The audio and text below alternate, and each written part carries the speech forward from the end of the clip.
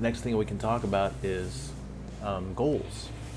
So goals, I've gone back and forth on how I feel about goals.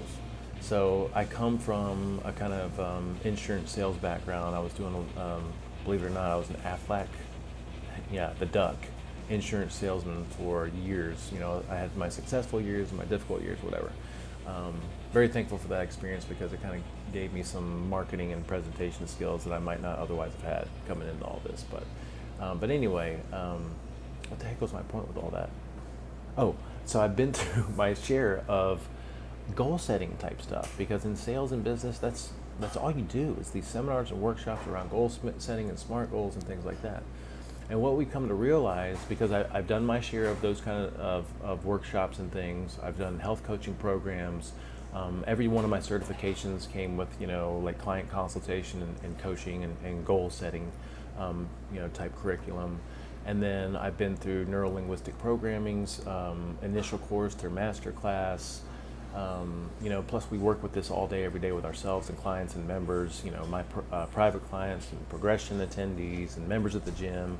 So we have a lot of experience with this, right? And all I'm trying to say here is I feel like goals can be beneficial if you have a healthy relationship with them.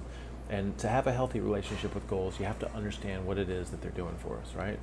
Goals are there to help you focus on daily actions, right? The goal in and of itself is kind of arbitrary. I mean, a goal by definition is something that is attainable, measurable, achievable. It's an aim, it's an end, and once you achieve it, it's done, right? But in order to have a goal work for you, it has to translate into daily actions or something that's moving you towards that aim, whatever it is, right? So the point of a goal is to give you direction. The point of the goal is to give you some daily actions. All right, now to have a healthy relationship with goals, then you have to understand some other things that'll liberate you from the tightness and tenseness of achieving or not achieving the goal, right? So the first thing is we want to understand that we don't have to know how to get to where it is that we want to get to. We just have to be clear on what it is that we want. So this kind of goes back to that previous talk that we had about you just have to constantly think about what it is you think you want and be open and flexible to changing that. But the more you think about it, the more the path starts to unfold. We need to detach from the outcome. All right. So that what that means is we want to have a goal, we want to have direction moving towards that goal, but we also want to understand that if I achieve it or don't achieve it isn't anywhere near as important as what that goal is doing for me as far as daily actions and habits and routines. All right. So, I've had clients that come and work with us and they have a weight loss goal. And they lose an enormous amount of weight, but they don't hit that weight loss goal or they don't hit it in the amount of time that they want to hit it, right? And then for some reason, some of these people, like, it completely derails them and they get demotivated from it because they didn't have a healthy relationship with this, right? What was the point of the goal? The point of the goal was to get them to do things on a daily basis that would facilitate losing weight. So it's not whether they achieved the goal or didn't achieve the goal, it's about whether they made progress towards it, right? So if I have a weight loss goal of 30 pounds and I lose 26 pounds, or I lose 20 pounds in a certain amount of time, if it derails me that I didn't make that 30-pound goal, I've just defeated the purpose of the goal, right? The point of the goal is to give me some direction, is to give me, some daily actions and habits and routines that are going to move me in that direction, right? So we have to detach from the outcome, and we have to be flexible. Because as I move forward, I want to make sure that I'm open to opportunities. I don't want to be so fixated on this one thing that I close off other opportunities. So it's like I want to have this goal, I want to move in this direction, but between A and B, like I have an infinity of different things that can happen in a beneficial direction, and I can change my mind and move towards something else. I think something else that's really helpful is to embrace the wisdom of uncertainty. Right? So we don't know how we're going to get from here to there, right? The path starts to unfold over time.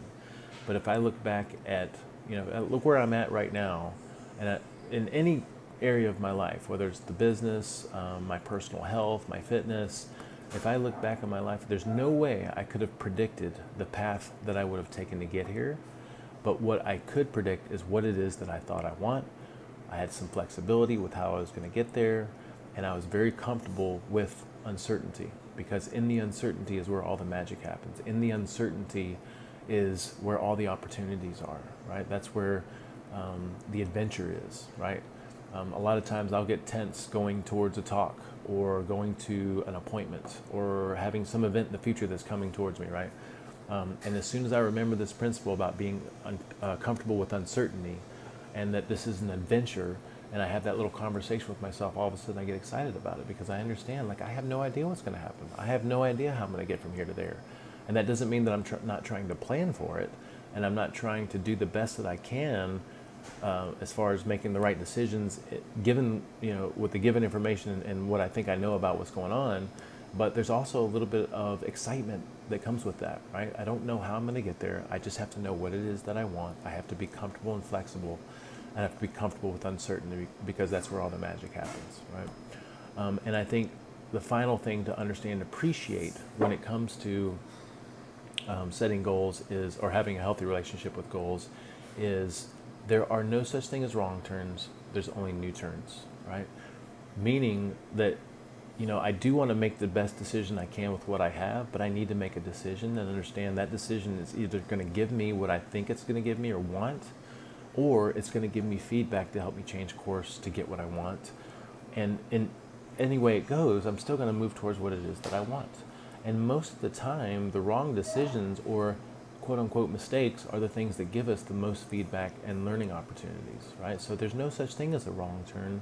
There's only a new turn. You are exactly where you are right now because of all the decisions that you've made in the past, including the ones that you feel like, looking back, could have been considered wrong, but they're not, right?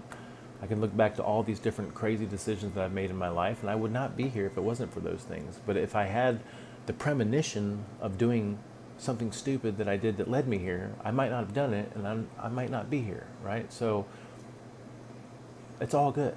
It's always all good. And that doesn't mean just make like random dumb decisions and not put any thought into it. I mean, put some thought into it. Make the best decision that you can with the information that you have. But when you make the decision, understand there's no wrong turns, there's only new turns. Every decision opens up a whole new set of possibilities and opportunities, and we just have to have this very freeing, open mindset. It all goes back to that first conversation that we had, all right? So that's how to have healthy relationship with goals. Now, if you have healthy relationship with goals, and you understand that you don't have to know how to get there, you just have to know what it is that you think you want and that the path will unfold. If you're comfortable with uncertainty, if you detach from the outcome and you move forward with flexibility, and if you understand there's no wrong turns, there's only new turns, then you can come up with some goals, right? Using a SMART goal format, something measurable and attainable, making sure you're checking ecology, and you can write that thing down. And then I think a really good next step would be, what are the action steps? What are the next action steps I can take to move me in that direction? Because that will give me some momentum to keep moving forward. And again, as I take an action step towards this goal, if I'm flexible, if I detach from the outcome, then as I make that action step, I start to get feedback and I can change course if I need to, right? If I'm so dead set on it in my path towards it, then I'm not open and I'm not flexible, right? I think that's all we really need to say about goals. It's like, as long as you have this healthy relationship with goals, you can set a goal and then figure out what is the next action step I need to take. And then what are the daily activities, habits, and routines that I need to have in place to be moving in that direction.